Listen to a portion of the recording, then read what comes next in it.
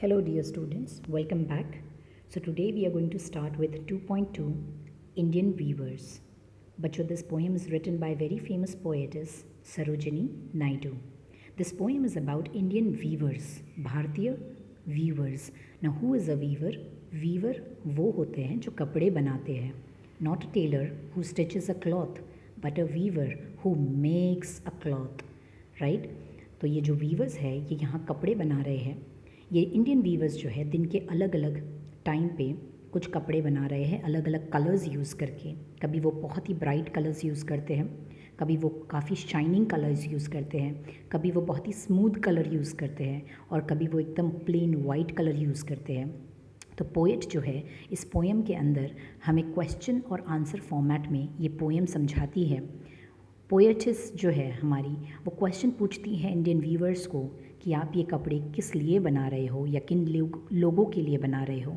और Indian viewers जो है वो ये रिप्लाई देते हैं कि हम ये जो कपड़े हैं वो हम किस लिए बना रहे हैं और ये कपड़ा के जो कलर है, the fabric that we are using it, what it symbolizes. So let us understand this poem. It's a very simple and a short poem about Indian weaver.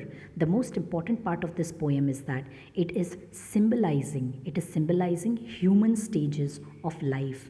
इंसान के जो लाइफ का जो स्टेज होता है वो इस पोएम के अंदर बहुत खूबसूरत तरीके से बताया गया है कि इंसान जब पैदा होता है दैट इज़ चाइल्डहुड, फिर उसके बाद एक स्टेज आता है which is called adulthood and the last stage of a human life is death. तो ये जो इंडियन वीवर्स हैं ये ह्यूमन स्टेज के 3 अलग अलग लाइफ स्टेजेस में कपड़े बना रहे हैं, उनके लिए कपड़े तैयार कर रहे हैं. और वो कौन से कलर और कौन से फैब्रिक्स यूज़ कर रहे हैं और वो फैब्रिक्स क्या दर्शाता है, क्या सिम्बलाइज़ करता है, वो इस पोएम में हम पढ़ेंगे. सो ये इंडियन वीवर ये पोएम जो है ये आपकी सेकंड पोएम है आपके सिलेबस की, 12th स्टैंडर्ड के सिलेबस की, जो लिखी गई है सरोजिनी नायडू ने. So let us first talk about the poetess. Sarojini Naidu Chattopadhyay ये उनका पूरा नाम था. She was born on 13th of February 1879 and she lived up to 2nd of March 1949. She was an Indian political activist and a poet. She was the first Indian woman to become the president of Indian National Congress. पहली भारतीय नारी थी वो जो president of Indian national Congress बनी थी. उन्हें बहुत ही फेमस नाम से जाना जाता है जो है Nightingale of India. She is addressed as, she is recognised as Nightingale of India. She was the first governor of United Province of Agra and Oudh from 1947 to 1949. Independence मिलने के बाद और संविधान बनने से पहले जो हमारी कंट्री थी इट हैड प्रोविंसेस और आगरा और उध की ये फर्स्ट गवर्नर थी. तो ये तो पोएट की बात हो गई जिसमें हमें ये पता चलता है कि पोएट जो है वो काफ़ी सोशली एक्टिविस्ट पोएट थी एंड उन्होंने बहुत सारी पोएम्स लिखी हैं और उन्हें बहुत ही मशहूर नाम से जाना जाता है Nightingale of India, Sarojini Naidu. Now let us talk about the summary of this poem. बच्चों this poem is divided into 3 stanzas having 4 line each. यानी इस पोएम में 3 स्टैंजाज हैं और हर स्टैंजा में 4 लाइन हैं. ये जो पोएम है ये क्वेश्चन और आंसर यानी एक डिस्कशन जैसे फॉर्मेट में बनाई गई है जहाँ पोएटिस क्वेश्चन पूछती है और इंडियन वीवर्स उन्हें आंसर्स देते हैं. The poet talks about types of dresses Indian weavers weave at 3 different time of the day. इस पोएम के अंदर आप देखोगे तो जो वीवर्स हैं 3 स्टैंजाज में 3 अलग अलग टाइम पे 3 अलग अलग लोगों के लिए कपड़े बना रहे हैं, 3 अलग अलग फैब्रिक्स यूज़ करके. तो पोएटिस जो है वो उन्हें क्वेश्चन पूछती है कि आप ये जो कपड़े बना रहे हो ये किस लिए बना रहे हो और किन लोगों के लिए बना रहे हो. और डिस्कशन में जो इंडियन वीवर्स है वो रिप्लाई करते हैं. तो ये जो पोएम है ये एक डिस्कशन फॉर्मेट में दिया हुआ है. ईच ड्रेस जो है जो वीवर्स बनाते हैं वो सिम्बलाइज़ करता है स्टेज ऑफ ह्यूमन लाइफ के कुछ स्टेजेस को सिम्बलाइज़ करता है. और वो 3 स्टेजेस क्या हैं? सबसे पहला स्टेज एक ह्यूमन लाइफ का है यंग एज, जब बच्चा पैदा होता है. दूसरा स्टेज है जब वो बड़ा होता है और अपनी लाइफ में अपने पैरों पे खड़ा होता है और एक नई ज़िंदगी की शुरुआत करता है अपनी लाइफ पार्टनर को चुन के, वो है अडल्टहुड. ओके. तीसरा स्टेज जो हम सबको फेस करना होता है वो है डेथ. तो ह्यूमन लाइफ जो है ये 3 स्टेजेस में बाइफर्केटेड है. एक होता है यंग एज, एक होता है अडल्टहुड और एक होता है डेथ. तो ये बहुत ही खूबसूरत तरीके से इस पोएम के अंदर सिम्बलाइज़ करके वीवर्स जो है बता रहे हैं कि 3 अलग अलग ह्यूमन स्टेजेस पे हम किस तरीके से उनके लिए कपड़े बना रहे हैं। So let us understand the first stanza बच्चों। एक एक स्टैंजा को हम अच्छे से समझेंगे। फर्स्ट स्टैंजा जो है वो यंग एज को दर्शाता है जब एक बच्चा पैदा होता है, ठीक है, तो एक यंग एज को सिम्बलाइज़ कर रहा है ये। Let us read the stanza. Weavers weaving at break of day, why do you weave a garment so gay? Blue as the wing of a halcyon wild, we weave the robes of a newborn child. अब देखो यहाँ पर जो 3 line है वो एक question है कि weavers weaving at the break of the day, मतलब अभी तो दिन की शुरुआत भी नहीं हुई है, पूरा सूरज उगा भी नहीं है और आप वीविंग करना शुरू कर रहे हो, मतलब कपड़े बनाना शुरू कर रहे हो। ब्रेक ऑफ द डे मतलब अभी दिन की शुरुआत होने वाली है, सूरज उगने वाला है। डॉन मतलब अर्ली मॉर्निंग के टाइम पे आप एक कपड़े बुन रहे हो। Why do you weave a garment so gay, मतलब गारमेंट मतलब cloth. Why do you weave, ये कपड़ा आप इतने खुशी खुशी, गे मतलब यहाँ पर है खुशी खुशी।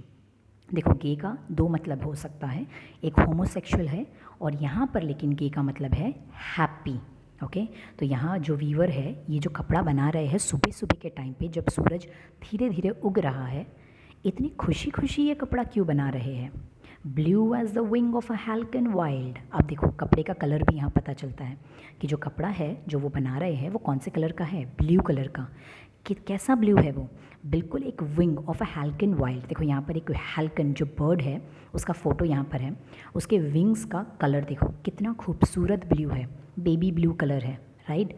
तो ये ब्लू कलर का कपड़ा वीवर्स यूज़ करके एक कपड़ा तैयार कर रहे हैं। अब वीवर्स आंसर देते हैं, we weave the robes of a new born child. हम क्या कर रहे हैं, ये ब्लू कलर का हम वीव कर रहे हैं रोब्स। रोब्स मतलब कपड़ा, रोब मतलब पोशाक, ठीक है, किसके लिए, एक न्यू बॉर्न चाइल्ड के लिए, वो बच्चा जो अभी अभी पैदा हुआ है उसके लिए हम एक रोब, एक लपेटने के लिए जो कपड़ा होता है बच्चों के लिए, वो हम क्या कर रहे हैं, तैयार कर रहे हैं। इसलिए हम बहुत खुश हैं क्योंकि एक नई ज़िंदगी दुनिया में आने वाली है, तो हम बहुत खुशी खुशी सुबह सुबह के टाइम पे चहकते चहकते मस्त होके हम ये कपड़ा क्या कर रहे हैं, बना रहे हैं। मतलब ये पोएम के अंदर ये जो स्टैंजा है ये बता रहा है कि कितना खुश वाला माहौल है, एक नई ज़िंदगी आ रही है इस दुनिया में।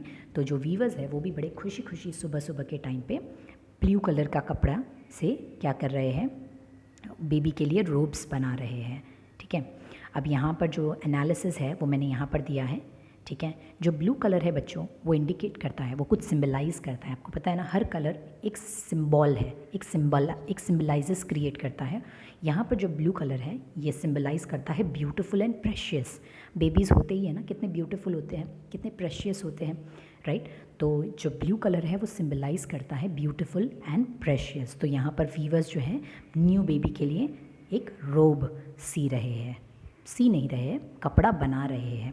सीने का काम उनका नहीं होता है, सीने का काम टेलर का होता है, स्टिचिंग का काम टेलर का होता है, ये सिर्फ एक कपड़ा बना रहे हैं।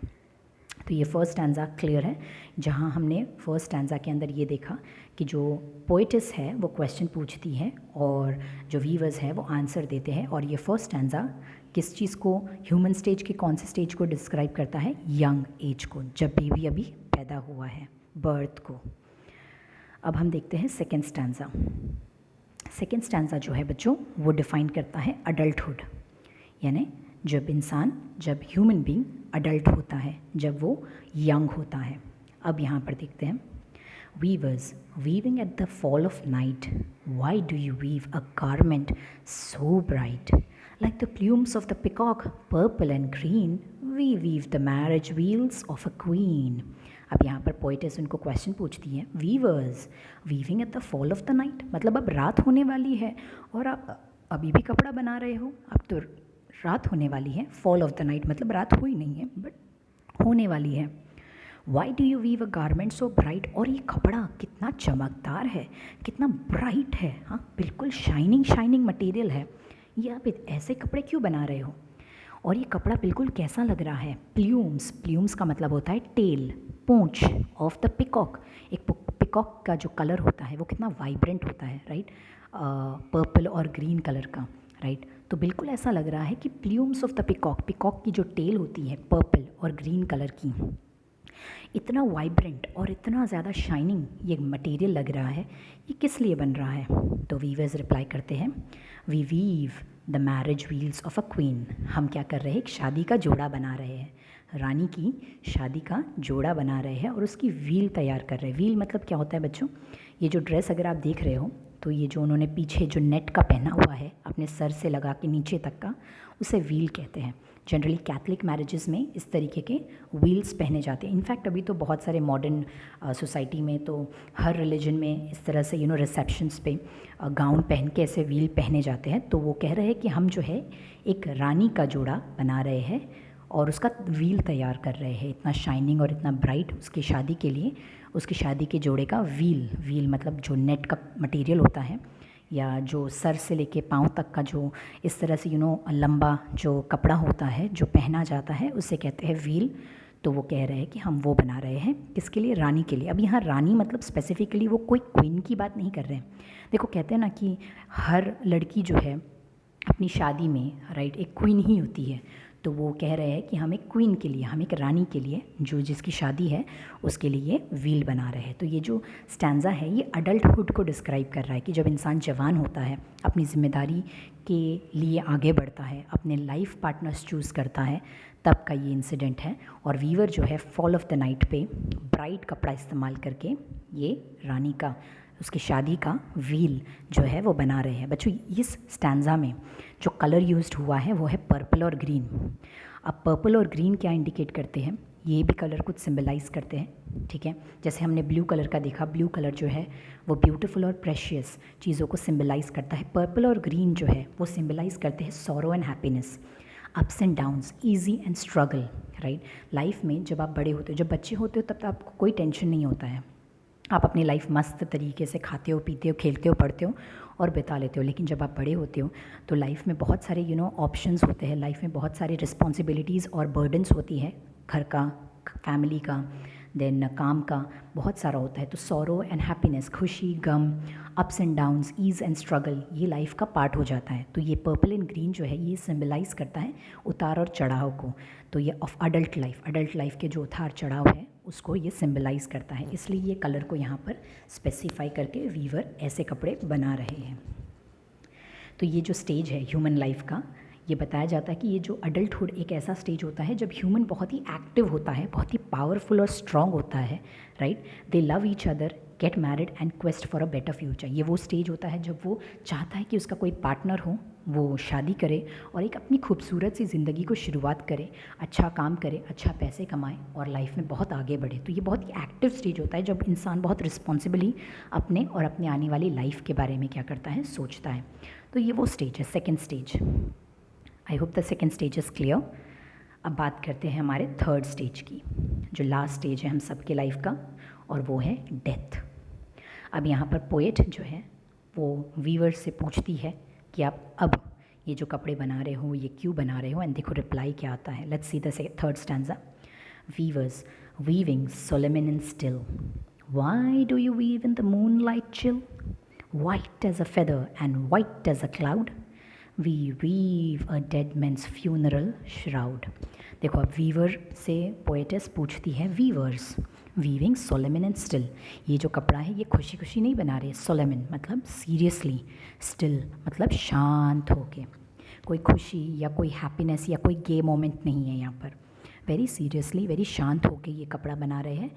और कब बना रहे हैं? मूनलाइट चिल में, मतलब अंधेरी रात में, रात हो चुकी है, एकदम रात हो गई है और तब ये कपड़ा बनाया जा रहा है।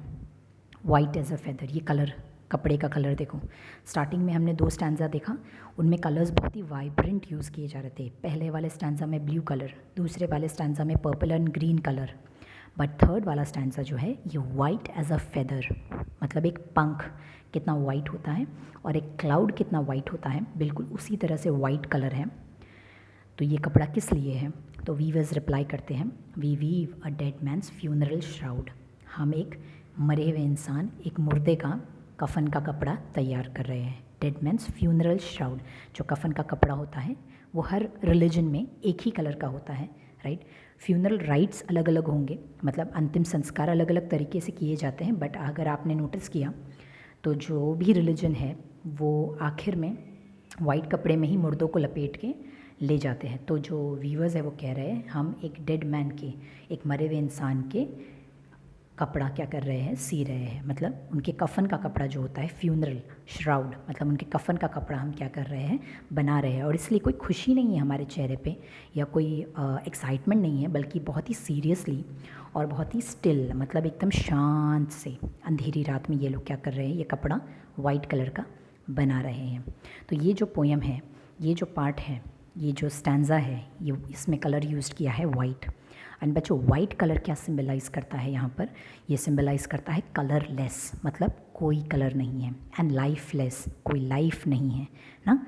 बाकी सारे कलर्स कितने कलरफुल और वाइब्रेंट होते हैं, बट वाइट एकदम प्लेन होता है। तो वाइट जो है यहाँ पर ये सिंबलाइज़ करता है कि ये जो टाइम आ चुका है जब ह्यूमन स्टेज का फाइनल स्टेज होता है, ह्यूमन लाइफ का फाइनल स्टेज होता है, जो बहुत ही इमोशनल लेस होता है और लाइफलेस होता है। इसमें कोई इमोशंस नहीं होते, कोई एक्साइटमेंट, कोई एक्टिवनेस नहीं होता है, कोई मस्ती नहीं होती है, कोई दुख, कोई गम, कोई सौरो, कोई ग्रीफ, कोई स्ट्रगल नहीं होता है, बल्कि लाइफ जो है वो ख़त्म हो जाती है। तो यहाँ पर ये जो स्टैंजा है, it explains the life which begins with life and Joy ends with sorrow and grief. बताया जाता है ना कि जो ह्यूमन स्टेज है वो शुरू होता है लाइफ और जॉय के साथ। एक बच्चा पैदा होता है, एक लाइफ पैदा हुई है, राइट, और खुशियाँ होती है, सब खुश होते हैं।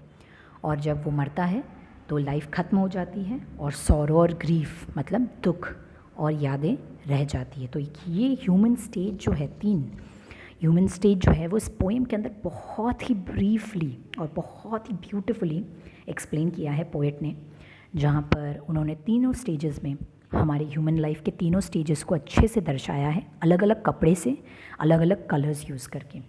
और बहुत ही ससिंक्ट है, बहुत ही एप्ट है ये पोएम, जहाँ सरोजिनी नायडू ने फर्स्ट स्टैंजा में यंगहुड और सेकंड स्टैंजा में अडल्टहुड और थर्ड स्टैंजा में डेथ जो स्टेज है ह्यूमन लाइफ का, उसे एक्सप्लेन किया है। सो आई होप बच्चों आपको ये तीनों स्टैंजा क्लियरली समझ में आया। अगर आपको कोई डाउट्स या कुछ क्वेरीज होंगे कोई वर्ड से रिलेटेड, तो आप कमेंट सेक्शंस में पूछ सकते हैं। Thank you everyone, bye bye, all the best.